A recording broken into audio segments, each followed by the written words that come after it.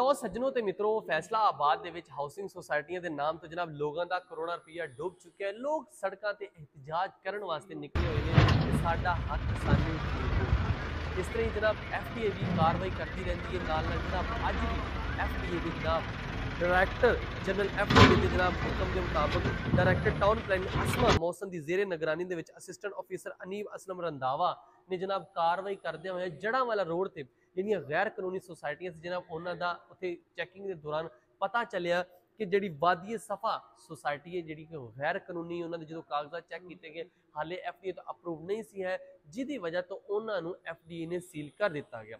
Seal करने के नाल नाल जनाब जी उन्होंने कोई दीवारा सी जो कि ऑफिस सी ऑफिस सील कर दिते दीवारा वगैरह डेग दित्तियां और बकायदा उन्होंने ये भी कहा कि अगर तुसी FDA के जोड़े कायदे कानून आ उहदे मुताबिक तुसी पूरा नहीं उतरते तो तुहाडे खिलाफ असी फौजदारी के मुकदमात भी दर्ज किए जाएंगे। तो जोड़े लोगों को भी ये दसिया गया कि FDA ने भी दसिया गया कि जो लोगों ने ये पैसा इन्वेस्टमेंट करना वा या जो करते पे ने उन्होंने अगे भी ये मैसेज हैगा वा कि तुसी अगर इन्हां 'च पैसा इन्वेस्टमेंट करना वा जिहड़ियां गैर कानूनी सोसाइटियां वा ते अपनी जिम्मेदारी ते करना वा। बाद च तुसी किसी अदारे नूं नहीं कहना कि साडी कोई मदद की जाए।